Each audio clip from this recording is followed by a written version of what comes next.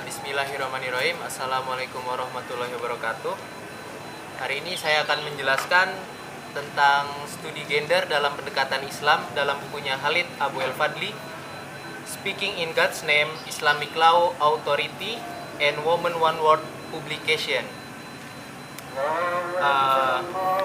Biografi Khalid, namanya Khalid Abu El-Fadli, lahir di Kuwait pada 23 Oktober 1963, disebut Enlightened Program of Liberal Islam, yaitu contoh cemerlang liberal Islam.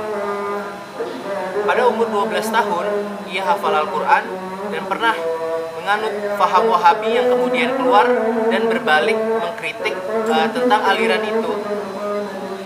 Dan ia menamatkan studi bachelornya di Amerika di Yale University. Dan pada tahun 1989 ia menamatkan studi magisternya dalam magister hukum di University of Pennsylvania, Amerika. Setelah lulus dengan predikat cum laude, dia diterima di Pengadilan Tinggi Arizona dan menjadi pengajar di University of Texas. Kemudian Khalid melanjutkan gelar doktor di University of Princeton pada tahun 1999, dan pada saat yang bersamaan dia juga mengambil hukum di University of California, Los Angeles. Hingga sekarang ia menjabat sebagai profesor hukum di University California, Los Angeles.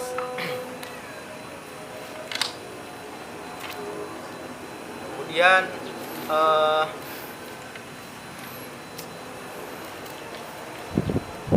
di dalam bukunya Khalid menyajikan kajian-kajian antropologis sosiologis tentang praktik hukum Islam di era modern, dan ini karya teori hukum, bukan karya antropologi ataupun karya sosiologi.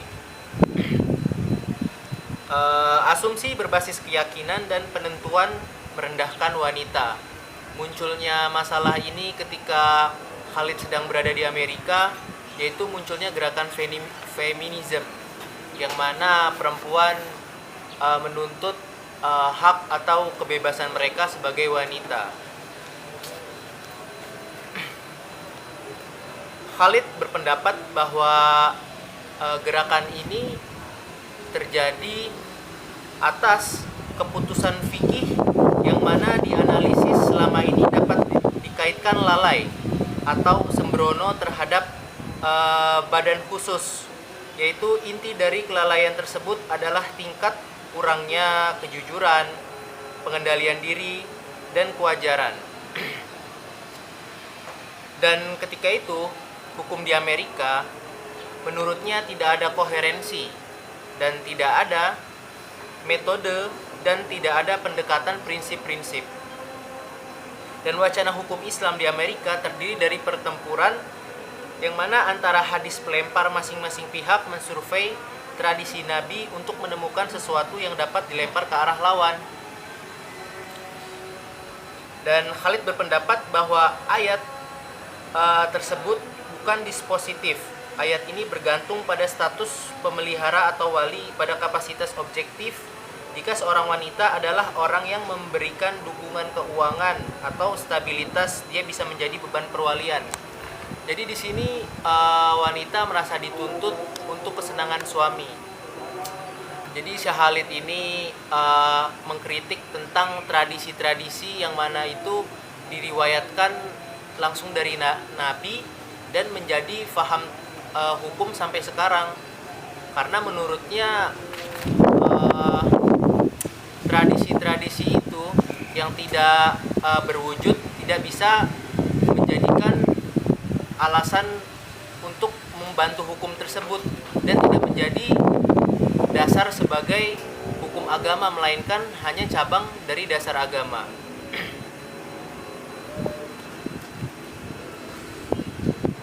Dia menolak transmisi dari hadis Abu Hurairah karena menurut dia itu adalah melecehkan perempuan, dan sebagian riwayat menyebut bahwa riwayat Abu Hurairah sarana untuk mencari nafkah, dan ia menguasai Talmud dan banyak transmisi hadisnya berkolerasi dengan metodologi Yahudi, sehingga banyak masyarakat yang tidak mempercayainya. Jadi Khalid ini salah satu seorang yang mengkritik tentang hadis, yang mana hadis itu berbunyi tentang wanita mengharuskan sujud terhadap suaminya.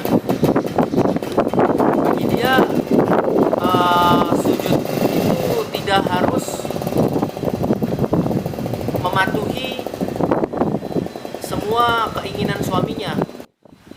Al-Quran tidak pernah menggunakan kata taat dalam hubungan perkawinan, melainkan sebagai hubungan persahabatan dan kasih sayang, yaitu sakinah mawaddah warahmah.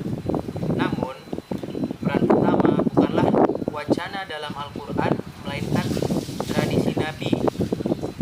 Hadis tidak halal bagi siapapun bersujud kepada siapapun. Jadi mereka yang mempunyai anggapan bahwa istri wajib taat kepada suami itu karena mereka sendiri yang menganggap bahwasannya ridho suami itu merupakan jalan surga bagi istrinya. Dan kemudian Khalid ini menolak tentang hadis yang mana mewajibkan istri sujud kepada suami. Baginya citra Nabi sebagai suami tidak memerintah sujud, melainkan lembut, menyenangkan, dan meminta nasihat berbeda dalam tradisi tunduk dan sujud. Jadi ini adalah laporan yang sah menurut istri-istri Nabi. Jadi Nabi sendiri tidak memerintah istrinya untuk sujud kepadanya, melainkan adalah bekerja sama dalam membina keluarga. Dan ia mengkritik Abu Hurairah tentang hadis bahwa sujudnya istri ke suami. Baginya Abu Hurairah ini adalah sosok yang kontroversial dalam sejarah awal, karena Abu Hurairah ini dia masuk Islam 3 tahun sebelum wafatnya Nabi. Sehingga apapun perlakuan Nabi, apapun perkataan Nabi ini selalu ditulis oleh Abu Hurairah dan dilaporkan kepada masyarakat Mekah kala itu, sehingga banyak masyarakat Mekah yang muak. Dan hingga sekarang yang menjadi permasalahan adalah tradisi itu apakah masih memungkinkan untuk dilakukan ataupun tidak, karena menurutnya tidak semua tradisi bisa dijalankan di zaman sekarang, hingga menemukan tradisi yang mana itu tingkat keasliannya sangat tinggi. Dan Aisyah pun sebenarnya menolak transmisi Abu Hurairah karena menurutnya transmisinya itu melecehkan perempuan. Dan sebagian riwayat menyebut bahwa riwayat Abu Hurairah adalah sarana untuk mencari nafkah, dan juga banyak transmisi hadisnya yang bercampur dengan cerita-cerita mitologi, sehingga banyak masyarakat yang tidak mempercayainya. Dan pendekatan yang dianjurkan mensyaratkan bahwa Khalid ini mensyaratkan bahwa totalitas keadaan itu juga perlu dipertimbangkan dalam mengevaluasi ketergantungan dalam sebuah tradisi. Harus ada proporsional, harus ada tujuan antara implikasi teologis dan sosial dari sebuah tradisi yang harus dipenuhi. Jadi harus teologis dan juga mempunyai implikasi, ya. Kan tidak mungkin bahwasannya istri menaati kemauan suami tapi dia mempunyai rasa yang enggan. Itu menimbulkan secara sosial dan moralitas itu tidak termasuk dalam pelanggaran hukum.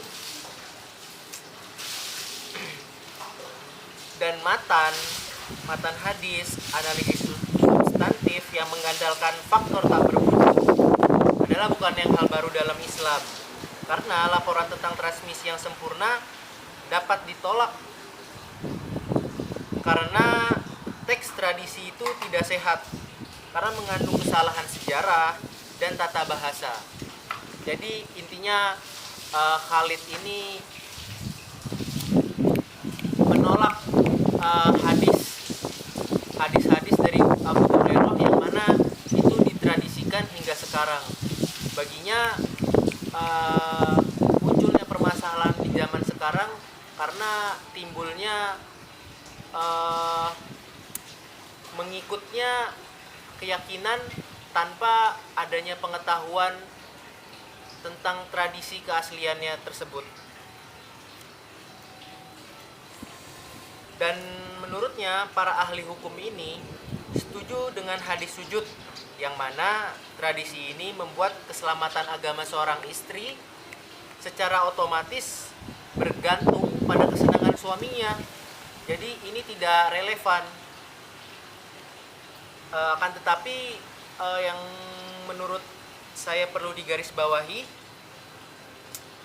bahwa ia berpendapat segala sesuatu yang berhubungan dengan tradisi sujud, menurut hati nuraninya ia sangat tidak puas dengan keputusan sederhana untuk tidak bergantung pada tradisi. Karena menurut hati nuraninya, saya puas hanya jika Khalid ini yakin bahwa tradisi itu tidak otentik. Nah, jadi tradisi yang seperti itu sudah tidak otentik di zaman sekarang, sehingga menimbulkan permasalahan yang seperti tadi, feminisme itu. Sebagai alternatifnya, beliau mengasumsikan bahwa ia menemukan bukti bahwa keaslian tradisi yang sebenarnya itu mempunyai implikasi terhadap kehidupan kita yang sekarang. Dan dia berkata bahwa sebagai seorang yang beriman, saya tidak perlu percaya bahwa Nabi mengatakan hal-hal yang seperti itu. Apa yang harus ia lakukan? Saya mengambil sikap sebagai penentang berbasis agama dan menolak untuk menerima keaslian tradisi. Dan memungkinkan jika ia salah, faktanya ia memenuhi 5 kewajiban dalam Islam.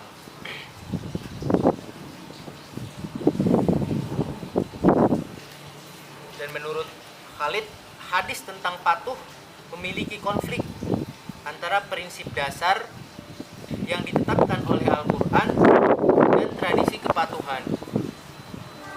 Al-Quran berbicara tentang kasih sayang dan cinta dan taat kepada Tuhan, bukan kepada suami. Konsep Al-Quran sendiri dalam pernikahan tidak didasarkan pada penghambaan, akan tetapi kasih sayang, kerjasama, dan konsepsi Al-Quran tentang kebajikan tidak dikondisikan pada kesenangan manusia lain, tetapi pada kesolehan dan ketaatan kepada Tuhan juga. Jadi tidak melulu kepada suami, melainkan tentang ketaatan kepada Tuhan juga. Sebenarnya tradisi tadi harus diadopsi dengan rasionalitas, proporsionalitas yang dengan sendirinya hanya membutuhkan tradisi-tradisi dengan tingkat otentisitas yang tinggi, yang nantinya diakui sebagai dasar implikasi keagamaan dan sosial. Dan beberapa pendapat bahwa tradisi itu tidak menghasilkan pengetahuan sama sekali dan tidak boleh digunakan untuk mendukung hukum,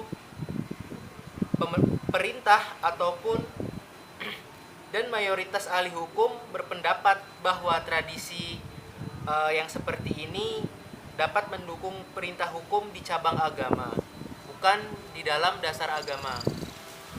Mungkin itu saja yang dapat saya sampaikan, kurang lebihnya mohon